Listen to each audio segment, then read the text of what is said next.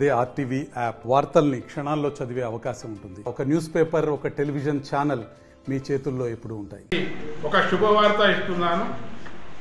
గత పాలకుల తప్పుతోని అనుకోండి, గత ప్రభుత్వం తప్పుతోని ఏదైతే lift irrigation Basar lift irrigation project ఉండే, ఆ లిఫ్ట్ ఇరిగేషన్ నేను ఏ రోజు శాసనసభ్యుడుగా అయినా ఆ రోజు చూస్తే 100, 200, 300 ఎకరాలకు కూడా సాగునీరు కాలేదు.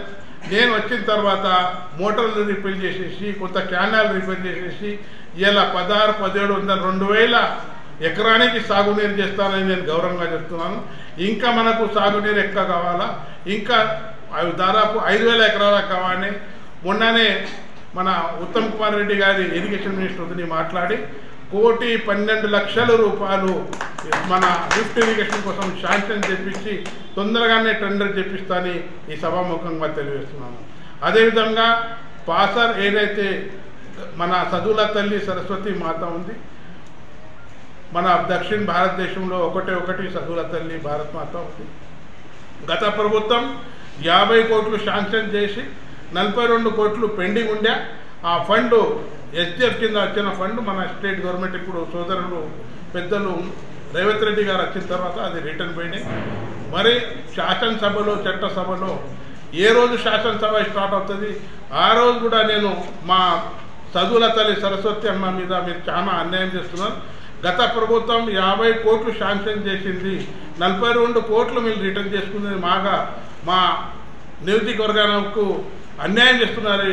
బారే శాసనసభలో చెప్పిన తర్వాత మన నిర్మల్ జిల్లాలో 50 కోట్లు అడెల్లి పూచకు శాంక్షన్ అని, 50 కోట్లు సరస్వతి మాతకు శాంక్షన్ అని.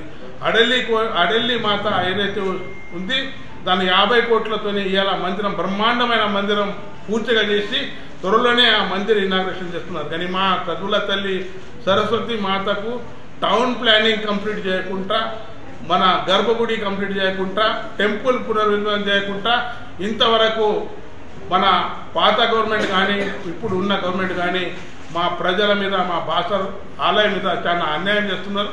మరే ఇంకా చెప్తున్నాను, వచ్చే 12వ తారీఖు రోజు 100 బెడ్లు ఏదైతే ఆధునీకరణ జరిగింది, అదేవిధంగా బాసర్లో ఆఫీస్ ఇనాగ్రేషన్ కోసం మా మంత్రివర్యులు కొండా సురేఖ గారు వస్తున్నారు.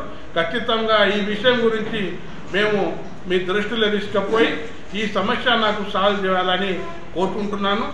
27th జూన్ 2027 జూన్ 17th రోజు పుష్కరాలు, గోదావరి పుష్కరాలు వస్తున్నాయి. కోట్లాది మంది ఇక్కడ దర్శనానికి వస్తాయి. టెంపుల్ శీతలావస్థలో ఉంది. గోదావరి ఘాట్లో కూడా కొన్ని అక్కడ నల్లమట్టి ఘాట్లను ఫసాయించిపోతున్నారు.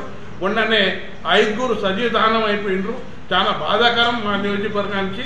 అటువంటి సంఘటన జరగద్దని ఖచ్చితంగా దాని మీద చర్య తీసుకోవాలని ముఖ్యమంత్రి గారికి చెప్పడం జరిగింది. ఎండోమెంట్ మినిస్టర్ కూడా చెప్పడం జరిగింది. ఈ పని కనుక కాకుంటే, సరస్వతి ఆలయానికి పునర్నిర్మాణం కాకుంటే వచ్చే దీపావళి దసరా లోపట్ల నేను నిరాహార దీక్షకు కూర్చుంటాను. ఈ సభాముఖంగా మీకు అందరికీ తెలుస్తున్నాను. ఖచ్చితంగా గత ప్రభుత్వం కానీ ఈ ప్రభుత్వం కానీ ఆ సరస్వతి మాత మీద అన్యాయం చేసుకుంటే మేము ఊరుకాం. ఎందుకంటే దక్షిణ భారతదేశంలో ఒకటే చదువుల తల్లి సరస్వతి మాత ఉంది. దానికోసం ప్రజలకు నేను మంత్రి గారికి కానీ గవర్నమెంట్కు కానీ మరీ రిక్వెస్ట్ చేస్తున్నాను. ఎట్టి పరిస్థితుల్లో బాసర్ సరస్వతి ఆలయం తీర్చిదిద్దాలనే కోరిక ఉంది. ఖచ్చితంగా చేస్తానని తీర్చిదిద్దుతున్నాను. మరిన్ని వీడియోస్ కోసం ఛానల్ ని సబ్స్క్రైబ్ చేయండి. లేటెస్ట్ అప్డేట్స్ కోసం వాట్సాప్ ఛానల్ ని ఫాలో చేయండి. అండ్ లింక్ డిస్క్రిప్షన్ లో ఉంది.